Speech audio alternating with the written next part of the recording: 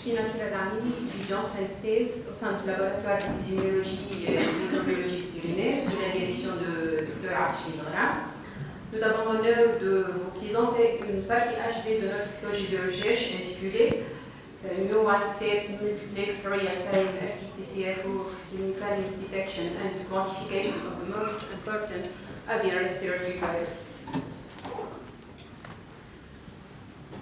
Nous allons tout d'abord souligner l'importance du secteur agricole en Tunisie, identifier les virus respiratoires aviaires les plus importants à l'échelle nationale et présenter les techniques classiques utilisées pour leur diagnostic. Ensuite, nous allons citer notre objectif de thèse, les résultats obtenus, pour terminer enfin par la conclusion.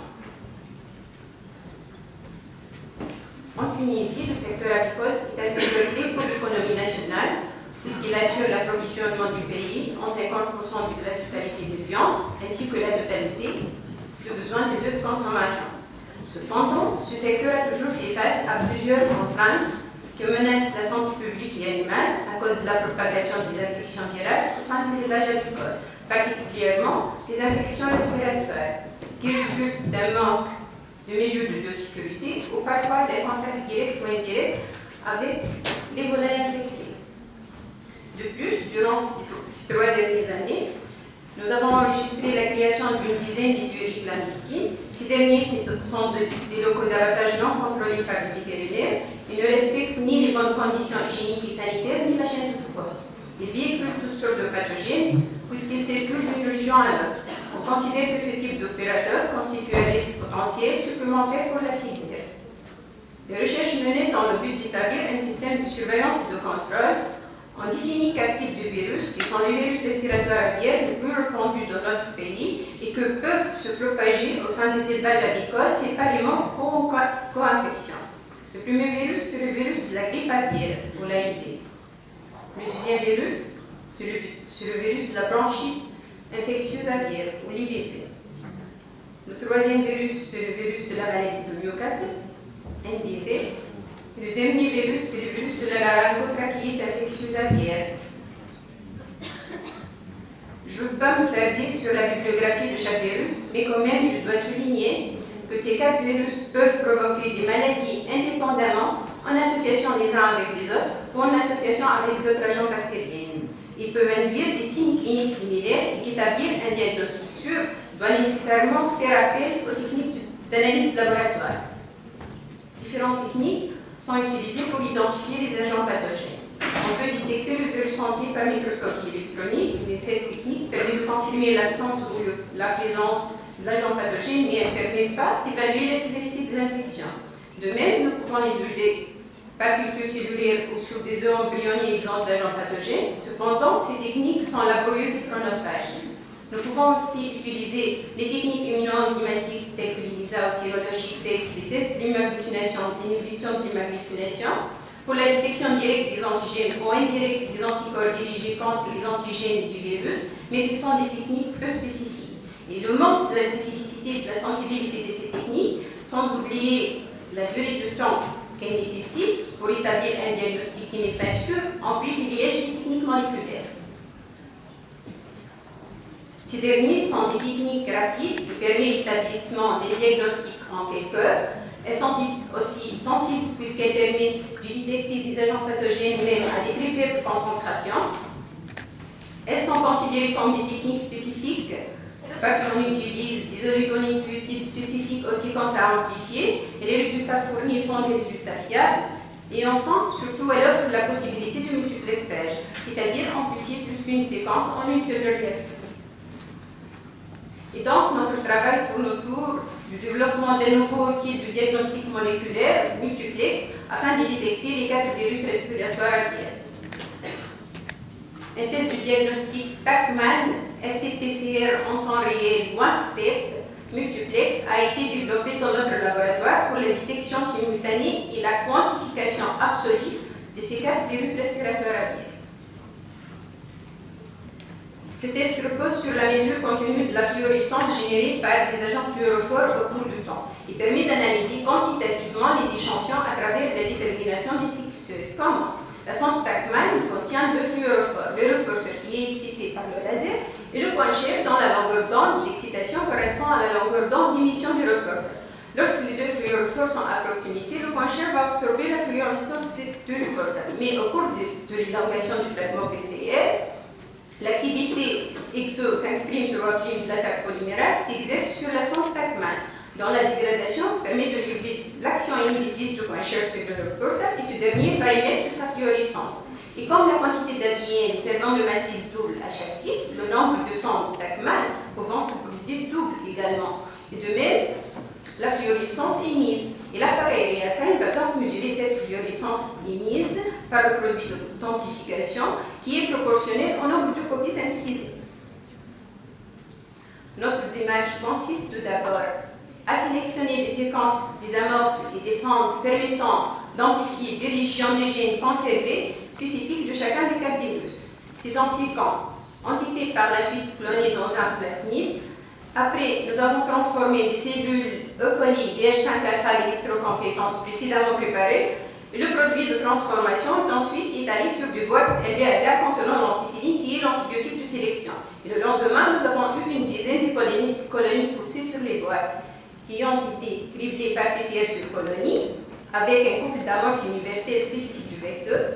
Et ensuite, nous avons extrait l'ADN plasmidique des colonies positives et les plasmides recombinantes standards ont été utilisés pour générer des gammes standards spécifiques à chaque virus, évaluer la sensibilité analytique et la variabilité. Ensuite, les paramètres de performance standard de la RT-PCR en temps réel multiplex développée ont été statistiquement établis sur la base de l'analyse de la courbe ROC. Enfin, le test développé a été validé en utilisant une série de 70 échantillons cliniques et la sensibilité et la spécificité du test ont été évaluées à l'aide de la matrice de confusion. Pour les résultats obtenus, la sensibilité analytique du test développé a été comparée à celle du test uniplex correspondante comme étant gold standard. Les courbes d'étalonnage acquises à partir de 2 tests présentent une relation linéaire entre les valeurs de CT et le nombre de copies virales décimales. De plus, l'analyse de la régression n'avait pas montré de variation notable des valeurs de CT entre les 2 essais pour la détection des catérus. Les résultats de la sensibilité étaient donc similaires entre le test multiplex développé et le correspondant uniplex, ce qui prouve que le multiplexage de la réaction développée n'a pas d'effet notable sur la sensibilité. De plus, les coefficients de corrélation et les efficacités d'amplification des courbes de régression étaient considérés comme acceptables pour un essai de criblage PCR en temps réel multiplex. Les cycles de détection optimale, dit aussi la limite de Blanc qui permet de discriminer entre des échanges négatifs ou positifs, les limites de quantification, les limites de détection ont été établies statistiquement en se basant sur l'analyse de la courbe ROC. Les limites de Blanc du test multiplex a été estimées à l'aide de la courbe et les limites de quantification correspondantes à ces limites de Blanc ont été extrapolées à partir des courbes de régression des 4 virus. Et les résultats obtenus montrent que le test multiplex développé permet de détecter jusqu'à 3 copies par microlitre pour l'AIV et l'NTV et 19 copies pour les BV et l'ILTV. Nous avons sélectionné un taux de faux négatif maximal acceptable de 5% pour déterminer les limites de détection.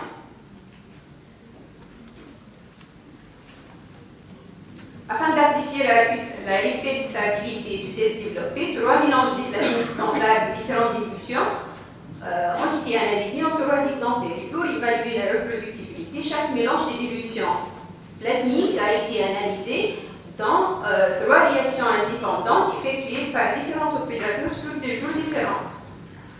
Les résultats obtenus sont représentés sous forme des moyennes des CT et des quartiers dans la figure et sous forme du coefficient de variation dans le tableau. Et notre technique présente donc des coefficients de variation inférieurs à 5% et même inférieurs à 3% pour des faibles concentrations. Afin d'évaluer la capacité du test multiplex pour la détection du multi-analyte dans les cas d'éco-infection, différentes combinaisons de dilutions basses et élevées des plasmides standards ont été expérimentées. Les valeurs de CT obtenues à partir de différents mélanges étaient comparables à celles d'un seul cible, prouvant qu'il n'y a pas d'inhibition compétitive pour la détection des 4 cibles testés. testé et par conséquent, les co-infections seraient détectées en utilisant ce test développé. Nous avons aussi évalué l'effet compétitif entre les différents canaux de l'instrument real-time dans le test multiplex. Et les résultats démontrent que les signaux fluorescents étaient faibles et aucun signe non spécifique n'a été observé. Pour une application clinique plus pertinente, les performances cliniques de la RT-PCR en temps réel multiplex ont été analysées en utilisant 70 échantillons de terrain. Les fréquences de distribution de valeur de ces échantillons cliniques analysés pour la détection des cas de virus sont représentés dans la figure. Et c'est très important de savoir que le test développé a permis de détecter et quantifier avec succès un total de 67 infections des voies respiratoires aviaires qui représentent 96%, dont 63% montrant des co-infections. Et la sensibilité et la spécificité du test développé ont été comparées au test uniplex comme étant gold standard. Et l'analyse à l'aide de la matrice de confusion montre que la sensibilité et la spécificité de ce test développé étaient 100% concordantes avec les essais uniplex. Pour conclure, plus de détails sur le développement du test multiplex sont récemment publiés dans Virology Journal.